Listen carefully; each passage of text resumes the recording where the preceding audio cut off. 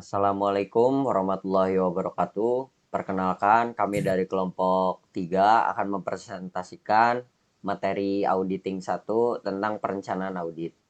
Sebelum lanjut ke materinya, kita akan memperkenalkan diri. Perkenalkan, nama saya Prasetyo Budi Prakasa dan rekan saya. Saya Penny Apriani. Saya Nuryanti. Saya Ayu.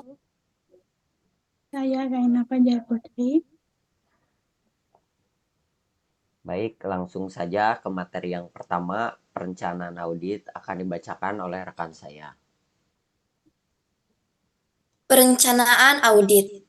Perencanaan audit merupakan keseluruhan rencana yang dibuat oleh auditor dari awal perikatan sampai menghasilkan hasil audit. Perencanaan audit merupakan tahap awal dari proses auditing yang sangat menentukan dalam kesuksesan penugasan audit.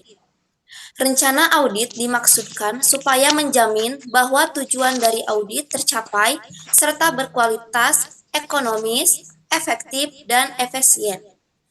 Adapun tujuan perencanaan audit. Tujuan dari perencanaan audit adalah untuk mengurangi ketidakefektifan pekerjaan dan risiko terhadap dengan risiko bawaan dan risiko pengendalian di dalam pekerjaan audit.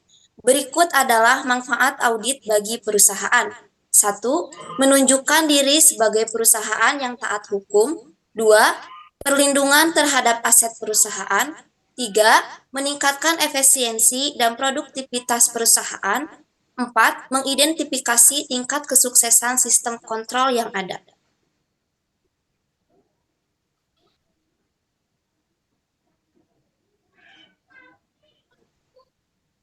Selanjutnya, tahapan perencanaan audit. Menurut Yusuf 2006, audit pada umumnya dikelompokkan menjadi 3 golongan, yaitu audit atas laporan keuangan harus memenuhi tahapan-tahapan audit sebagai berikut, berdasarkan Surat Keputusan Ketua Umum IAPI nomor Cap 024-IAPI-7-2008 adalah tahapan perencanaan, tahapan pelaksanaan, tahapan pelaporan audit. Audit kesesuaian. Audit kesesuaian biasanya dikenal menggunakan audit kepatuhan. Tujuan dari dilaksanakannya audit kepatuhan ialah untuk memilih apakah pihak yang diaudit salah mengikuti mekanisme serta hukum eksklusif yang dijadikan pedoman dalam hal ini. Hasil pelaporan dari audit kesesuaian umumnya dalam pelaporan akan melibatkan pihak tertentu yang lebih tinggi dalam sebuah organisasi. Dalam hal ini, tidak melibatkan pihak luar manapun. Kemudian yang ketiga yaitu ada audit operasional.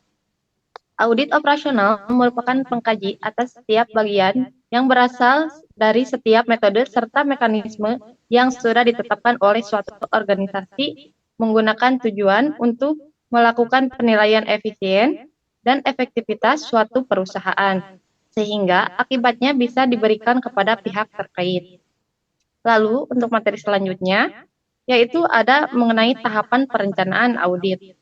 Dalam buku yang berjudul Auditing dan Jasa Assurance oleh Alvin Aren, dijelaskan terdapat 8 tahapan dalam perencanaan audit, yaitu diantaranya, yang pertama menerima klien dan melakukan perencanaan audit awal. Yang kedua, memahami bisnis dan industri klien. Yang ketiga, menilai risiko bisnis klien. Yang keempat, melaksanakan prosedur analitis pendahuluan. Yang kelima, menetapkan materialitas dan menilai risiko audit yang dapat diterima serta risiko intern. Yang keenam, memahami pengendalian internal dan menilai risiko pengendalian. Yang ketujuh, mengumpulkan informasi untuk menilai risiko kecurangan. Dan yang terakhir yaitu mengembangkan strategi audit dan program audit secara keseluruhan. Selanjutnya ada jenis-jenis perencanaan audit. 1.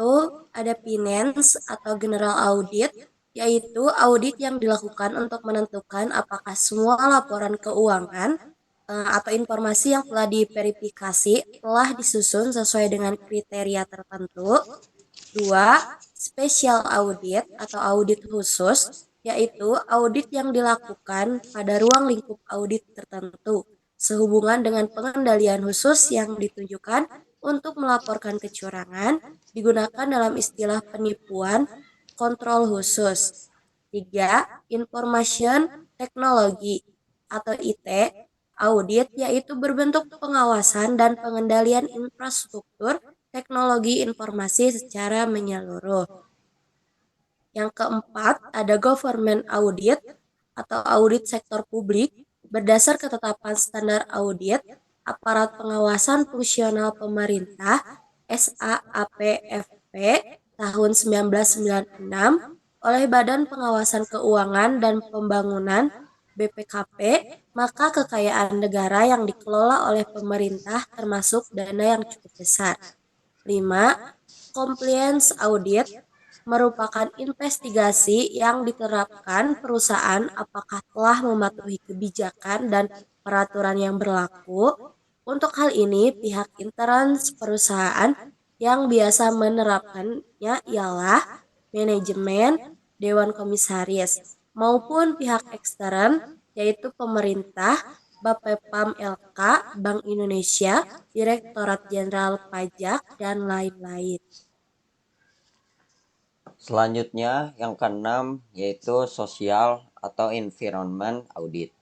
Menurut keputusan Kementerian Lingkungan Hidup nomor 42 tahun 1994, audit lingkungan merupakan alat manajemen yang mencakup evaluasi kinerja organisasi secara sistematis, terdokumentasi, berkala, dan objektif dalam sistem dan peralatan manajemen.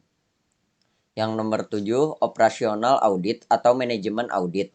Menurut Agus 2004/1, manajemen audit atau operasional audit merupakan pemeriksaan operasi perusahaan termasuk kebijakan akuntansi dan kebijakan operasi yang ditetapkan oleh manajemen untuk menentukan apakah operasi telah dilakukan secara efektif, efisien, dan ekonomis. Mungkin itu saja materi perencanaan audit yang kami paparkan. Mohon maaf apabila ada kekurangan dalam penyampaian. Wabillahi taufiq wal hidayah. Wassalamualaikum warahmatullahi wabarakatuh.